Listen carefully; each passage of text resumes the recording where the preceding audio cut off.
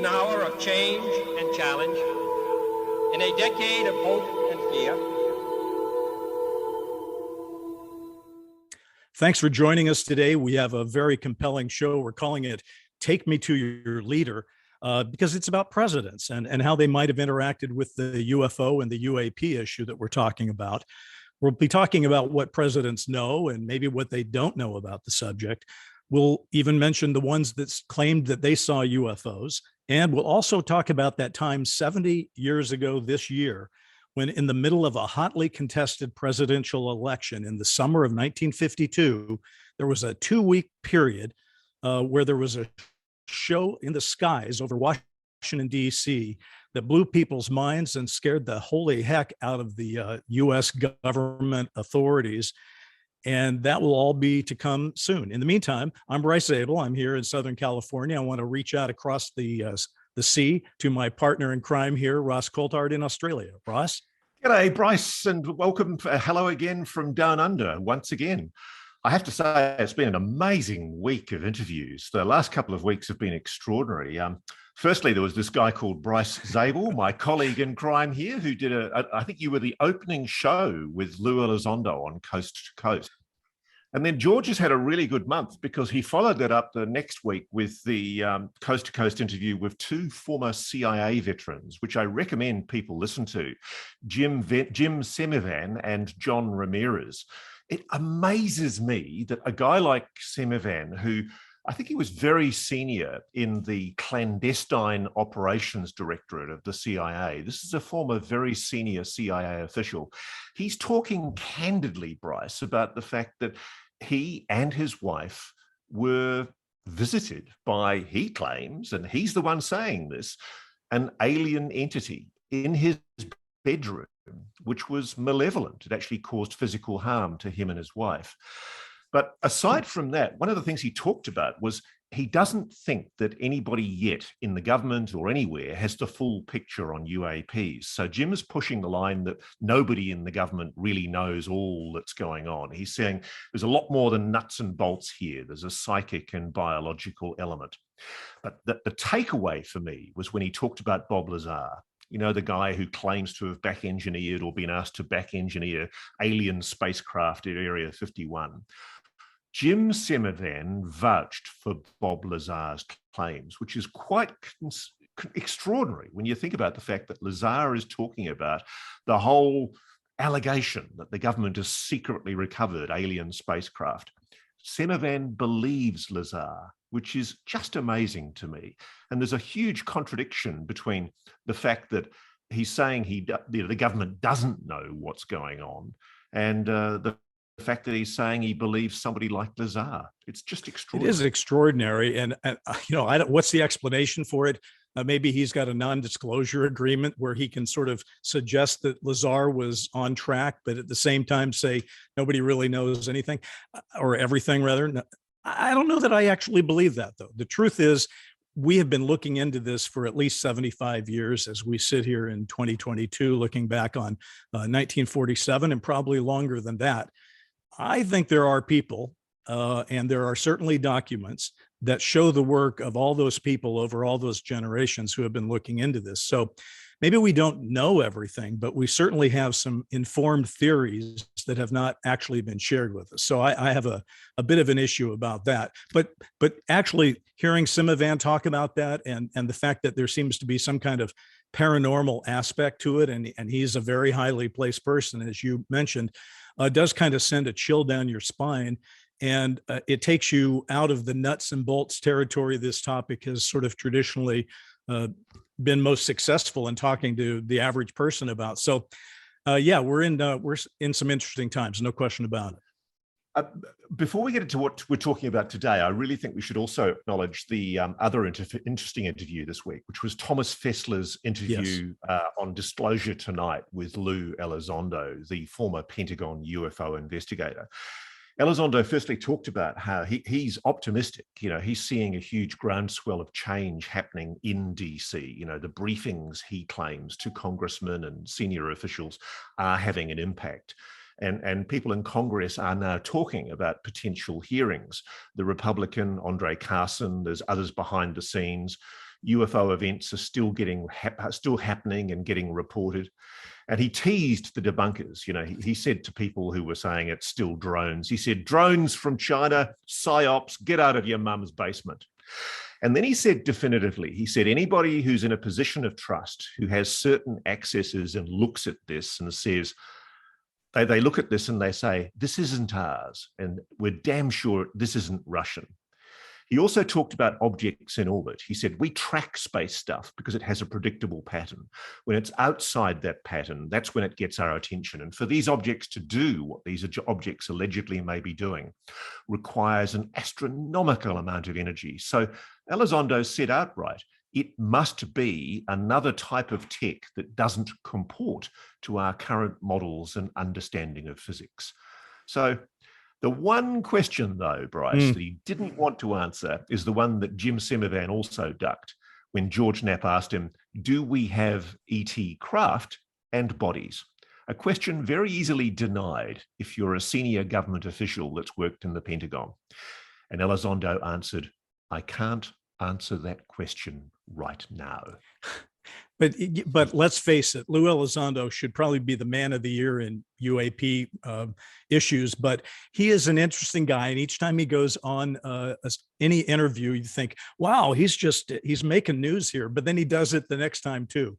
Now, it is all well and good for him to say, I can't really answer that question now, but he's gone out of his way in a couple of past interviews to suggest that he knows darn well that there is crashed wreckage. He did that most clearly on the Tucker Carlson show, and he's done it on some of these other podcasts as well. So I don't know. I think Elizondo, I happen to enjoy listening to the guy. I think that he's straight up. I know he's a controversial person in this entire investigation that is ongoing into what UAP is all about, but he has the ring of truth to me. And I think he thinks that there is crash wreckage. He talked on another podcast not so long ago about how we had images that show occupants inside some of these things. Just one quick thing. I believe Andre Carson that you mentioned is a Democrat, because the Democrats have control of the House. So it's interesting. We do still have that bipartisan look. We have people in the House on both sides of the aisle talking about the UAP issue and how we need to investigate it. And just finishing up from that, it seems that there is more and more talk that this might be the year, or at least next year, when we get some congressional investigations to look into all this. Well, yeah, I wouldn't hold my breath though, Bryce. I'm just naturally pessimistic on these issues. Hey, listen, just on terms of correcting the record and bringing things up to date, I noticed our friends over at The Drive updated on the Swedish drones that were reported over the nuclear sites, the nuclear facilities in Sweden. And there's now been a Russian man arrested for flying a drone over the Swedish royal palace. He's apparently saying he just likes castles and he's not some sinister spook. But there's no word yet if he's responsible for the very large, mysterious drones, so-called, that were seen hovering over multiple nuclear facilities and government departments by multiple witnesses. I've actually taken an interest in this case because I've spoken to one or two of these witnesses. I've seen a video. It doesn't sound like, nor does it look like, a conventional drone. So not holding my breath, but let's just wait and see what the Swedish authorities come up with, if they make any announcement at all. Well, certainly people are talking about it. The Debrief had a big article in it this week as well. It's kind of interesting, isn't it? Because we started talking about it last year, going back to the 1946 ghost rockets over Sweden and the Scandinavian area. And now it's happening again. It is easy to believe that it would be the Soviets who were, or rather the Russians in this case, who would be behind it. But on the other hand, you still have to match the actual sightings and the descriptions of the witnesses to that. You know, as long as we're correcting the record, talking about other things, I want to just do one really quick thing, you know, in sort of my continuing complaint about the media and how we continually, it seems like, have a short memory about what some of these people and issues have to do with UAP. First, there was Harry Reid. We talked about that a couple episodes ago. When he passed, hardly any of the obituaries mentioned that he was very heavily involved in the UAP issue. And and it wasn't just Harry Reid. When the National Defense Authorization Act was passed, hardly any of the mainstream media even mentioned that it had this big amount of legislation about UAP. And the latest thing to irritate me is Time Magazine, which in this issue from just last week, at the end of the magazine, they have a section called 7 Questions, and they interview Bill Nelson, who is the current director of NASA, who's been so very, very out front on the UAP issue and has been just a breath of fresh air. But no, not here. No idea that he might be talking about extraterrestrials or no, not there. Move on. I mean, it is the biggest story of the moment. I mean, I know you and I are completely biased on this area, but frankly, you've got admissions now by the United States government that the phenomenon is real. The NASA boss, Bill Nelson, has come out publicly and acknowledged the possibility that this might be extraterrestrial. You do think the dimwits from mainstream media would go, you know what, this is an important issue. We should be asking about this. It's time to put NASA on the spot and ask questions about it. But you're right, they don't. It's just frustrating. But we'll continue to keep an eye on it. That's one of the things we like to do. And by the way, speaking of mainstream media, I don't necessarily consider myself mainstream media or necessarily, I guess you are, given your current job and all that. But the Debrief just had an article out today where they listed people working in mainstream media on the UAP issue that they thought were doing good work. And guess what? We both made the list. So congratulations to the Need to Know tandem here, and we'll try to live up to that is all I can say. Listen, let's move to the topic of the moment here, which is presidents. And let's just, we're going to talk a lot about history, that hidden history angle that we like to do, but let's jump straight into it on the present tense. What does Joe Biden know about UAP, and when did he know it? What do we think's going on in the president's head? Look, I doubt very much that Joe Biden knows much at all about UAPs, Bryce. I strongly doubt he's been given any kind of comprehensive briefing. As you know, back in, I think it was May last year, he was actually asked about President Obama's comments acknowledging that there is indeed a mystery surrounding these mysterious objects that are seen in the skies. And Biden just ducked the question and smiled and basically said of Obama's comments, I would ask him again. And then he smiled and left the room. And a lot of people saw this as some kind of sinister admission, some kind of conspiratorial smile. But frankly, I think Joe was just caught on the hop. I don't think he knew what to say. So rather than answering the question or floundering on it, he just passed the buck back to Obama. But Biden surely must know that Congress has demanded a report last December from the Pentagon and from the intelligence communities on UAPs in that National Defense Authorization Act, the NDAA. And so the ridiculously named IAMSG, the Airborne Object Identification and Management Synchronization Group that the Pentagon in their wisdom has dubbed this body, will provide intelligence to the Congress on UAPs. So whether he likes it or not, I think UAPs will definitely become an issue later this year for the president and for the government. In 2020, I wrote all kinds of articles on the Trail of the Saucer site at Medium about what Biden knew or should know. And clearly now that he's president, he should know as much as he can possibly know. I mean, think about it. His running mate was a member of the Senate Intelligence Committee. That's Kamala Harris. So she certainly knew what they knew. And they've certainly talked about it. And the fact that Biden doesn't want to talk about it personally in front of the media may be one thing, but he's certainly had some briefings. And, I think he's going to have to talk about it. Interestingly enough, I just want to introduce one idea. This last week on our Twitter sites, we ran a series of polls about U.S. presidents, just to sort of, they're not scientific at all. We understand that, but there are a lot of people that follow us who are well read on the topics and have their own opinions. So we're going to tell a few of those during the course of, the next half hour. One of them, we asked about Joe Biden. The question was, has Biden received a comprehensive briefing on the UFO issue? And we got well over 700 votes on that. And that's a lot of votes on a Twitter poll. So here's what the people said. 31% said that they thought he had been briefed, but the winning number for no, he did not get briefed, was 43%.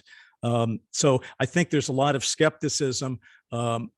not that he doesn't know something about it, because he'd have to be completely out of the loop, which I can't imagine, to not know anything about it, but he may not know everything about it. And that may be kind of our mantra going ahead. So, listen, we're going to wrap up our first segment here and take a look ahead on the presidential situation for the next time we get back. We'll be back in a moment, and we're going to answer that burning question that people always have about presidents and UFOs. And that is, why don't they just land on the White House lawn? We'll have that answer.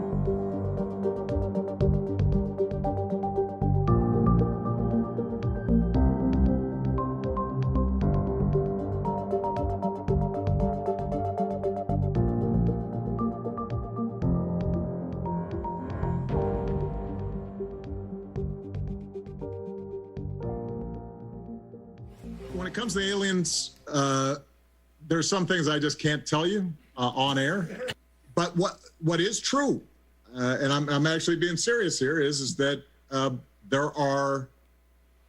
there's footage and records of objects in the skies that we don't know exactly what they are. We can't explain how they moved, their trajectory. So welcome back to Need to Know. Now, we were talking in the first segment about the issue of what does the president know? And before we get into 1952, I just want to talk about a comment that President Obama made to James Corden on the Late Late Show in May of last year, 2021. He said, quote, "When it comes to aliens, there are some things I just can't tell you on air." Now, when I heard that comment, Bryce, I thought to myself, that implies very, very strongly that Barack Obama, as president, was briefed about something to do with aliens. Because frankly, if there wasn't anything to do with aliens, he'd be able to dismiss it out of hand. Don't you agree? He's implying he knows something. I do agree. And it's another one of those, like, why don't some journalists take a look at this? And, I have a friend, Ben Hansen, who's a former FBI agent, and he took a look at many of the statements that Barack Obama has made on the air and sort of subjected them to that stress analysis. And he came to the same conclusion through that technique, that he thought Obama knew more than he was talking about. Clearly he does. And it isn't just Obama who has a little more knowledge than he seems to let on. Bill Clinton's been doing that for years, but even in the last year, he's done it a little more directly in some of these interviews. All right, President Clinton, first things first before we move on, UFOs. You've been the president. You've seen all the info. Are they real? They've given us an idea for our next book. Well, what do you know? What can you tell us? The truth is that we've never proved one, but there are things flying around up there that we haven't fully identified yet. And keep in mind, there are basically 1 billion galaxies in an ever-expanding universe. I mean, you can't even get your mind around the sheer number of things that are out there. But you've seen this. And you've seen the data. Well, no one knows, but I think that the probability is that there's something you would call life somewhere else. And remember, it was in 2020 that Donald Trump, during an interview with George Stephanopoulos, and then frankly with his own son, implied that he had been briefed on the UAP issue. And he made it sound like he knew a lot about it, but frankly, his comments made it sound like he didn't know that much about it. On this, before we go, one of the things you have as president is the access to all the information in the world, all the mysteries out there. And I was just struck in the last couple of weeks, we're reading more and more reports of Navy pilots seeing lots and lots of UFOs. Have you been briefed on that? What do you make of it? I have. I think it's probably, I want them to think whatever they think. They do say, I mean, I've seen and I've read and I've heard, and I did have one very brief meeting on it, but people are saying they're seeing UFOs. Do I believe it? Not particularly. Do you think you'd know if there were evidence of extraterrestrials? Well, I think our great pilots would know. And some of them really see things that are a little bit different than in the past. So we're going to see. But we'll watch it. You'll be the first to know. I won't talk to you about what I know about it, but it's very interesting. But Roswell's a very interesting place with a lot of people that would like to know what's going on. So you're saying you may declassify? No. You'll take it? Well, I'll have to think about that one. Right? About it. So we have kind of a mixed bag. And as we sort of now drive back into our hidden history segment, we'll be unveiling some of what these other presidents thought. But first, Ross, I'm going to turn it back to you for 1952. Let's go back 70 years, Bryce. It's almost 70 years exactly. And there's a place at the end of the Ronald Reagan Airport in Washington, D.C., where I've spent an inordinate amount of time, because as you'd know from TV, there are areas that journos go to with TV cameras to get good backdrops. And if you want a good backdrop spot for Washington, D.C., with the classic shot of the jet taking off and the Capitol rolling out in front of you, the best spot is at the end of the runway at Ronald Reagan National Airport in Washington, D.C. It's 4 miles out of town, about 4 miles south of the US Capitol, but it's so close to the city, you can actually see the city skyline behind it. And if you come back with me in a time machine to that spot 70 years ago, around about 20 minutes to midnight on the 19th of July, 1952, the air traffic controllers at Ronald Reagan Airport were sitting there in front of their radar scopes when they looked and were shocked, because there were 7 UAPs, 7 anomalous objects on their scopes, on their radar, moving to the northwest of DC, 15 miles northwest. They weren't aircraft, they weren't known aircraft, and what they were doing on the screen was astonishing. They were jumping around on the screen. And then as they watched, they actually looked through the window. These objects, quite literally, they didn't land on the White House lawn, but they tracked over the White House and the US Capitol building, and they could see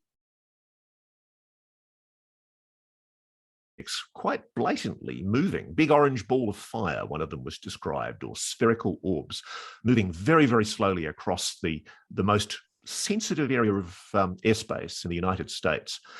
And it was seen by multiple witnesses. There was a pilot taxiing for takeoff at Reagan Airport who watched one of these objects being seen on the radar at the same time, and then it literally just zoomed off at incredible speed. And the thing I like about this whole incident, Bryce, is it's very similar in context to what we now know took place in 2004 with the USS Nimitz Tic Tac UAP incident, because there were multiple radars, multiple human eyeballs on the object all over the area. They sent up fighter jets at 3 a.m. The fighter jets tried to intercept these objects, but they all simultaneously disappeared when the fighter jets arrived.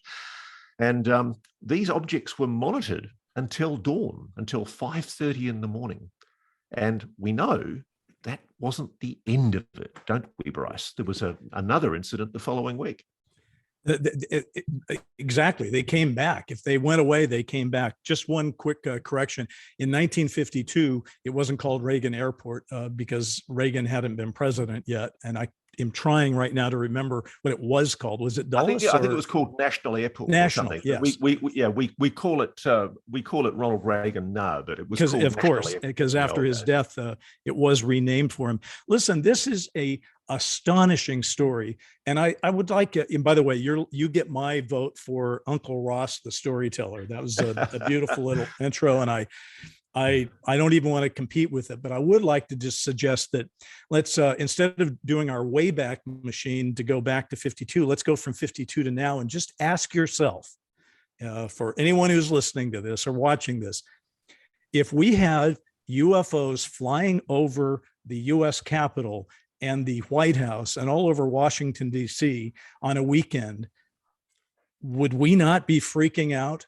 And if they came back the next week, would we not be over and out about this? Wouldn't this be the most insane story of all time? And of course it would. We have a different, a threshold for these things. But even in 1952, it was a pretty big deal.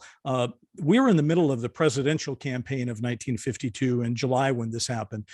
Dwight Eisenhower, who had famously been the general leading the European theater in World War II, was the Republican nominee and was expected to win, but he was being challenged by Adlai Stevenson, a senator from Illinois. And Stevenson's Democratic convention was meeting that weekend, and this story was big enough that it threw the convention below the fold in the newspapers. It was a really big deal then, but imagine with the television coverage and the internet and Twitter and social media, imagine what it would be like today if the same thing happened. Yeah, I know. And it's amazing because people often say to me, oh, why haven't these things landed on the White House lawn? And I don't think people realize how easily manipulable back in those days the media was, and frankly still is, because the story was huge. You're quite right. There were banner headlines, sources swarm over Capitol. And the data was incredible. Reporters were talking to pilots who'd tracked these objects with their fighter jets. They'd seen these objects with their eyeballs. And the radar operators at the National Airport were leaking the fact that these objects were tracked moving at 7,000 miles an hour. That's about 11,000 kilometers an hour. And again, the fascinating thing is it happened on a weekend, pretty much exactly the same time as the previous week, and it ended at sunrise. Surely no coincidence that on 2 following successive weekends, the same kind of thing happened over the national capital. Was someone or something trying to send a message? Well, if they weren't trying to send a message, then they don't know much about messaging, because it certainly did send a message. And by the way, just to pull this back into the presidential orbit, this is a very important presidential time in the nation's history and even in UFO history, because you think about it, we talked in our last episode about the summer of 1947. That was when Truman was in charge, and we had Roswell and the whole summer of the saucers with all the sightings. And then again, taking us to 1952, where the overflights of Washington, D.C., Eisenhower goes on and gets elected. And supposedly, according to some documents that were leaked in the 1980s, there's the possibility that Eisenhower received a briefing about all of that in 1952.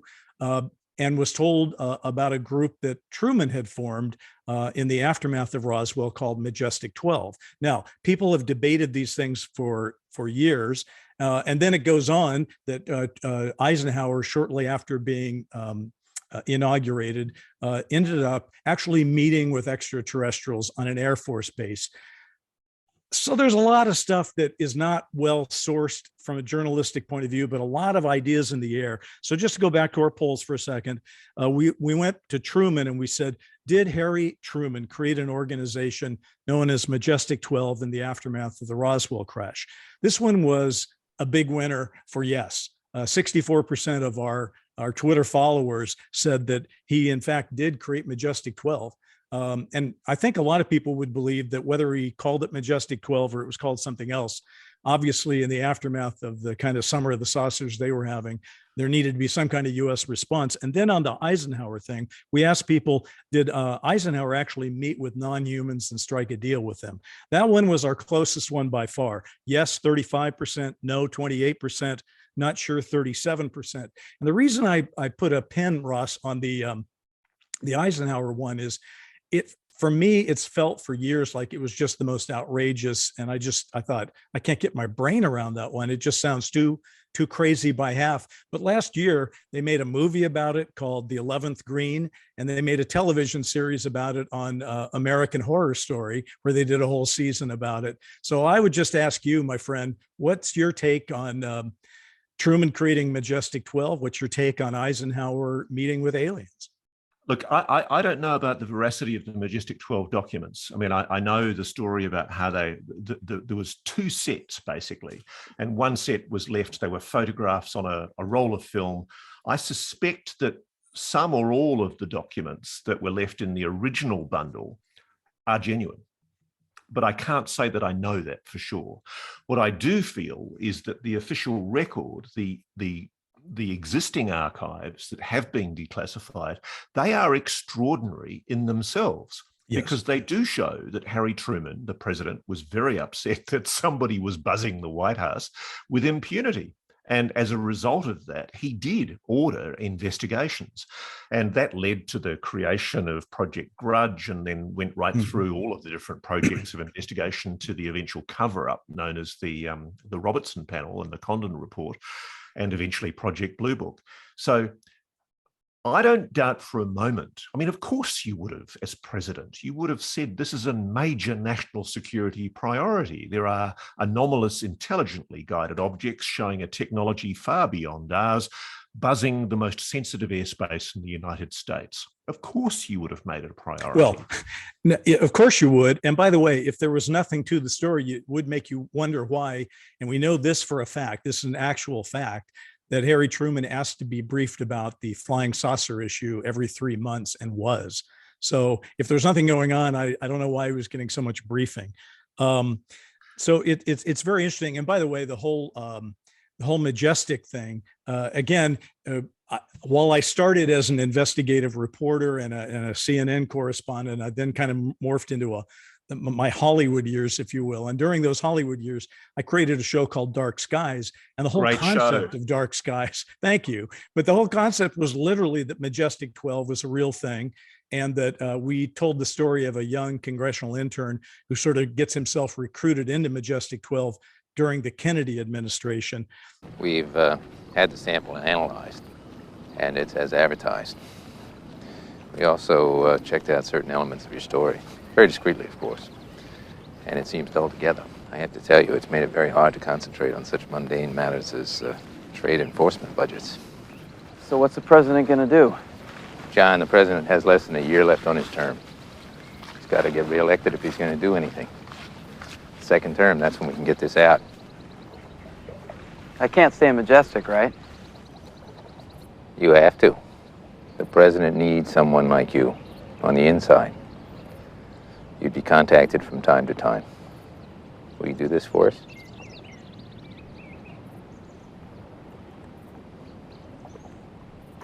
And that whole series built itself around the idea that somehow JFK was given a piece of the Roswell crash and then was murdered afterwards because he was going to tell the truth in his after his reelection. So just to close out this segment with a little bit of Kennedy poll data, we did ask about Kennedy. We asked our people on Twitter, was the assassination of JFK connected in any way to UFO secrecy?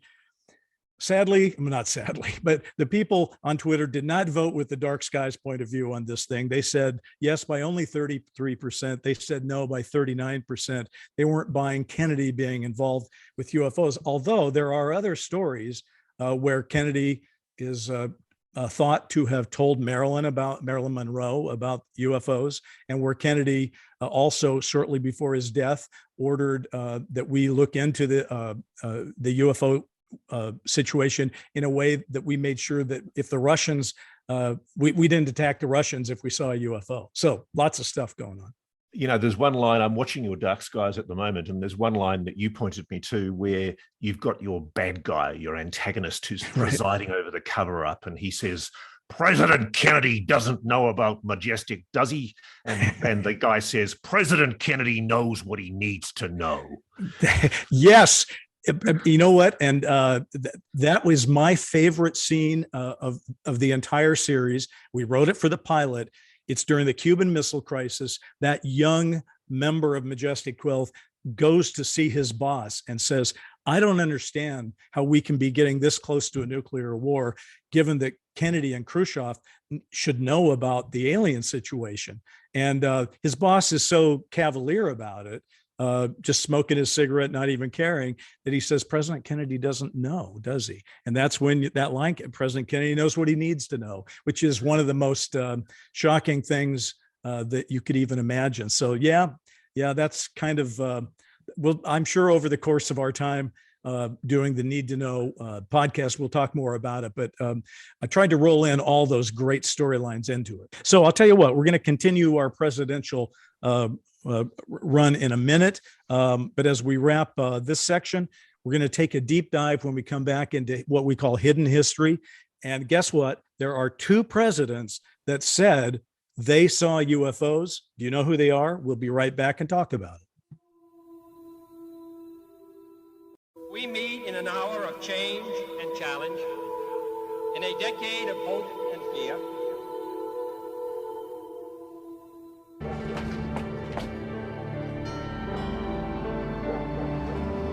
I'll get it.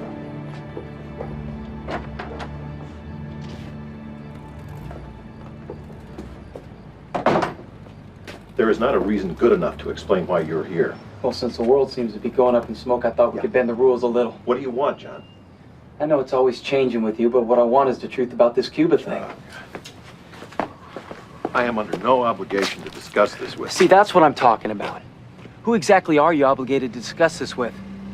Because while I'm watching the TV, and maybe I'm naive, but I keep asking myself whether Kennedy has told Khrushchev about Patient Zero. Because if he did, I don't see how they could be threatening each other like this. You're scared, John. Why don't you go home, be with Kimberly? She's probably pretty scared, too. We're all scared. You're the only one who's not. Well, they're gonna work it out. They have to.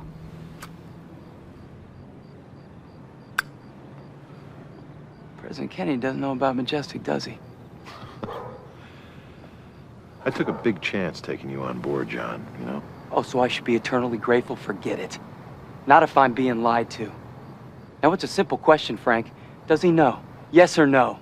President Kennedy knows what he needs to know.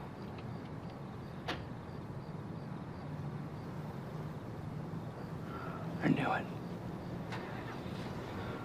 Just tell me this. Who appointed you God? Ike. Ike? Ike never trusted Kennedy. When Nixon lost the election, he gave us the authority to decide which future president should be told. It's all perfectly legal. You don't keep the President of the United States in the dark about this. It's wrong. John, look at the panic this little Cuba thing has caused. You take God and government out of the equation, you're left with chaos. You know, Frank, if you're gonna fight for humanity, at least have a little faith in us.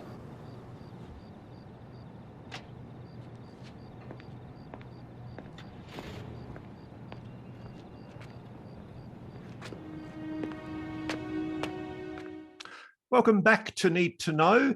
So, Bryce, I've probably watched too many movies, but I have this reassuring and probably completely false idea about the American president. You know, we're always told he, or she for that matter, is the commander-in-chief, that your president's this omniscient, all-powerful figure who can demand information with the click of their fingers. And so if some pesky general refused to reveal the dark secrets of what they've got tucked away in a cave in Area 51, be it flying saucer, little green men or whatever, the president of the day can just send in the Marines. And so if the US Air Force is refusing, as I notice Chris Mellon has hinted today in a very interesting article that he's written for the Debrief, if the US Air Force is playing hard and refusing to hand over the secrets of UAPs, we should send them off to Guantanamo. The president's got the right to basically demand this information. So, Bryce, come on, mate. Depress me with the grim reality. Well, clearly, there seems to be a division of opinion. Some presidents seemed like they got told more than others. There's two incidents where presidents said they tried to look into it and met with frustration. The most recent is Bill Clinton, who sent his, I think his Attorney General Webster Hubbell off to look into it. And after about 3 months, Hubbell came back and said, nobody wants to talk to me about it. And also, I think we need to acknowledge with Hubbell, there's a bit of a grain of salt that needs to be taken with Hubbell's claims, because he wrote a book about this and talked about how Clinton asked him to investigate UFOs, and it was good fodder to sell the book. But Hubbell's a convicted felon. You know, he basically went to jail for all manner of naughty things that he did during his time in the White House. And it does raise a question mark that he was perhaps trying to flog a book. Well, listen, there's enough bad behavior in Washington and in this whole scenario to go around. So here's another case. In that case, Jimmy Carter had the same situation when he took office in 1977, and he asked his press secretary, Jody Powell, and his science advisor, Frank Press, to do a little nosing around, which they tried to do. They went to the CIA and the Pentagon and said, hey, do you guys know some stuff about this UFO issue that maybe you want to tell the president about? And they didn't seem to have anything they thought the president should know about. And I don't know if we can prove this one. I've not been able to find the exact source for it. But for years, people have been talking about how a future president and the current CIA director, George H.W. Bush, told Jimmy Carter that, and here comes that title again, he told Jimmy Carter that even presidents didn't just get told something if they asked for it. They only got told if they needed to know. and he told Carter, "You don't need to know." Mate, I think there is something to the fact that Jimmy Carter did laudably try and break open the veil of secrecy on this issue. I've as you know, I've spent a lot of time in my book interviewing Dan Sheehan, the civil rights attorney, who tells a very interesting story about how he was retained by Marcia Smith, who was the space policy advisor for the White House, to assist in a White House report that was being prepared on what the government knew about the extraterrestrial issue. You know, were there recovered craft? Were there things that the government was holding back? Jimmy Carter did ask for information. That's irrefutable. I'm quite confident. I have the exact quote, by the way. I wrote this down before we went on. During the campaign, when he was running in 1976, he said, and this is a quote, "I'll make every piece of information this country has about UFO sightings available to the public and the scientists." So that was his intent going into office. And I'm not in the least bit doubtful that Jimmy Carter, who was probably, let's say, one of the most morally strict presidents of recent time, you know, when he said something, he really meant it. You know, his bond was his word. And I know for a fact from hearing Dan's story that Dan was basically given access as a result of his work for Jimmy Carter to the allegedly still classified, still secret files of Project Blue Book that 50 years on remain classified, and that he was taken to a completed but not yet open building of the Library of Congress that was very secure, called the Madison Building, taken down into a basement by men in black suits who were in charge and custody of extraordinary files, ushered into a room where there was a microfiche player on a table and boxes and boxes and boxes of microfiche. And I think Dan thinks they tried to snow him because he had one day to go through these files, and he started going through them, and there was just voluminous amounts of information that had not yet been revealed from Project Blue Book. And so he decided to do the clever thing that journalists do as well, which is you fast forward and look for the photographs. And the way Dan tells it, he went through one piece of microfiche, no photos, a second piece of microfiche, no photos. And then on the third piece of microfiche, he found gold. He found literally images of American soldiers dressed in 1940s uniforms with a 1940s reel movie camera. And they were filming and obviously recovering a crashed lenticular craft, clearly intelligently constructed, that had crashed in a snowdrift and was clearly being recovered by the US military. Now, what fascinates me about this whole story is Dan has said this story many, many times. I've approached Jimmy Carter about it. He won't talk to me. I've approached Marcia Smith, the space policy advisor, who's now in private practice. She won't talk about it. I've approached the presidential library. Nobody wants to know about this. But here you have a reputable attorney, somebody like Dan Sheehan, saying he saw these images, irrefutable images showing the United States military involved in the recovery, allegedly, of a craft, which he said had writing on the top, you know, some kind of strange hieroglyphic symbols around part of the cupola, the rim, the classic flying saucer top of the saucer. And the disturbing thing, Bryce, is he says he made a report about what he saw to the White House. It went to the Science Policy Department, but it did not go into the report that was provided to the president. Jimmy Carter was not told about what Dan Sheehan had seen. Now, I think, frankly, there's a good question. Why not?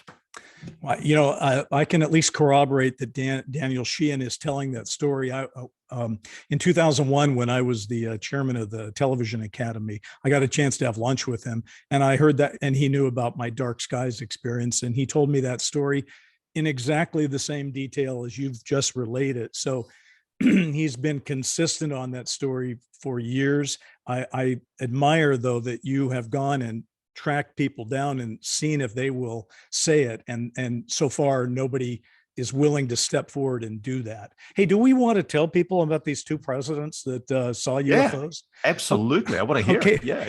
Folks, listen, two presidents saw UFOs. The first is the man we've been talking about for a bit, which is Jimmy Carter. Here's the short story of that. It was in 1969 in January. He was in Leary, Georgia. He was campaigning for governor. He was not yet elected. It's about 7:15 at night. There's 25 witnesses. He's at a Lions Club about to give a speech. I guess he was in charge of some 56 Lions Clubs in southern Georgia at the time. And they all go outside. And this is how Carter describes what he saw. He saw something that was self-luminous. It came close, it moved away. It came close, it moved away. He saw it from 300 to 1,000 yards. It was very bright with changing colors. And then when it finally left, it left very quickly at a it was hovering 30 degrees above the horizon, but then it just up and split. Carter, being the kind of guy he is, had a tape recorder in his car because he always was a great networker, and he wanted to know who he was meeting at these Lions Club meetings. So he sat down in his car and he told the story of the UFO to himself into the tape recorder. He went home and transcribed it. And in 1973, he filed the NICAP report about this. So he was not only on the record for having seen it, but what's fascinating is that he talked about having seen it during a presidential campaign, which is pretty fascinating. And just apropos of what you were talking about, and then we'll go to the second president. But we asked our poll on Twitter, well, first of all, I have to tell the story. Richard Dolan, man who I wrote the AD After Disclosure book with, and a very compelling UFO historian, uncovered a story about Carter where he says it came from someone who was very, very close to him in the administration, knew Carter had been getting some kind of briefing on UFOs, and saw him in the Oval Office with his head in his hands crying after it. Okay. So I don't know what they told him. Maybe they didn't tell him anything and that's why he was crying. I don't know. Maybe it never happened because I don't know what Dolan's source is. So that's part of the problem of doing these investigations. But our people, when asked, did Carter receive a UFO briefing that caused him to cry at his desk? 50% of our audience, or at least our Twitter followers, said they thought that he did. No was only 16%, not sure 35%. So that was the Carter story. I don't know what you think about crying at his desk. I don't know. Well, I think, as Lua Elizondo has said, if the public knew the full story, they would be somber. Right. All right. So let's take this now to a man who was not known to be somber, but who was a genial type, the other American president who saw a UFO, and it was Ronald Reagan. All right. Ronald Reagan saw UFOs twice in his lifetime, according to the reports. One of them we for sure know about, the other maybe less certain. But in 1950, according to Lucille Ball, of all people, who wrote this in her memoir, Reagan and his wife Nancy showed up at a party after having driven PCH, Pacific Coast Highway, down here, not far from where I am right now. And he saw a UFO and he came to the party and he told Lucy about it, et cetera, et cetera. And she wrote about it. The big sighting for Reagan, though, is it's 1974. Okay, this is the year he is running for governor, and he's in a Cessna Citation business jet. And he and his pilot, Bull Painter, see a UFO out there that is just astonishing to them. And Reagan says, let's follow it. So they actually chase this UFO. Reagan describes it as lengthening. He said it accelerated at fantastic speeds and climbed at a 45-degree angle. Now, here's the interesting part of that. That's Painter talked about it. People have talked about that for years. He went and actually talked to a Wall Street Journal reporter about it. And apparently he was waved off by, and I can't remember the source of who waved him off. It said, Ronald, you can't keep talking about this stuff because it's going to sort of undermine you. Now, remember, Reagan is the guy that for years, when he was president, did talk about what if there were aliens? Wouldn't that make us all get along together? And he's also the guy that told Spielberg at a ET screening in the White House, there's only two people in this room that know how true this movie is. So, he's got that thing. And what I particularly like about the Reagan story is in the summer of 1974, Reagan on the far right saw a UFO and John Lennon on the far left saw a UFO. So UFOs were not a political thing at that time. And I will conclude with this comment. about those two stories of two men that saw it and what it says about what we were saying at the beginning of this episode about how the media cover things. It was known to all members of the media in 1980 when President Jimmy Carter debated soon to be President Ronald Reagan, two things. They knew for a fact that Carter claimed to have seen a UFO. All right. They knew for a fact that he had claimed to see a UFO, and people in the know knew that Reagan had claimed the same thing. And yet nobody asked about it. Didn't come up. Not a big deal. It was the UFO election of 1980. Both candidates had seen UFOs. In 1976, President Gerald Ford had tried to investigate UFOs in the Congress, and Carter had seen one. Never came up then either. Sorry, that was a little long-winded. No, not at all. It's funny. I mean, and it's interesting too that Reagan and Carter both talked about these sightings because, as you and I both know, it's political death for politicians to talk about the fact that they're interested in this subject matter, because the stigma, the taboo that's attached to the subject matter is so strong. I mean, I've forgotten his name, but there was a candidate for president who admitted that he'd seen a UFO, and it was used against him in the debates to devastating effect. It basically Dennis Kucinich. Dennis Kucinich was the former mayor of Cleveland, I think, and he was ridiculed for it, and it just rebounded to his detriment. By the way, quick rounding out our polls on the Reagan poll, we asked, did Reagan have certain knowledge of alien reality that caused him to support the Star Wars missile system? 61% said, yep, he did. That's why they thought he supported Star Wars. Well, Bryce, all I can say is there's a thing I have huge respect for as a journalist. And as I get older, the more I believe in it. It's the wisdom of the crowd. And I'm often struck by how in major epochal events, in events that are changing, it's often the crowd that's there first before the supposed intelligent media picks up the trend. You know, when you're talking about the Arab Spring in the Middle East, it was already circulating on social media before people realized in the mainstream media and in government and foreign affairs departments that it was happening. And I think that's a very similar thing with the subject of ufology, with the change that's occurring at the moment, because I do detect a change in the attitude in the mainstream media and in authority, including at the highest levels of the presidency. Former presidents are now talking candidly. Obama, Clinton, they're talking candidly about the fact that there is a mystery here that deserves investigation. And I think that's a positive. It is a positive. And as we wrap up today, let's just throw one thought out there. The next time we're going to have a presidential election where it's possible for anyone to talk about this is in 2024. And while people have not really talked about UFOs on the debate stages or even in the town halls with presidential candidates to any great degree at all, it's possible this year because, as we pointed out, the NDAA says that every October there must be an unclassified report about UAP turned over to the Congress and to the people. So that means in 2024, as in 2022, in late October, we should be getting a UAP report. So it might find its way into the 2024 presidential election, as it should. And I think the timing this year is delicious, by the way, because you've got the report coming down in mid-October from the ridiculously named AOI-MSG, AOMISC.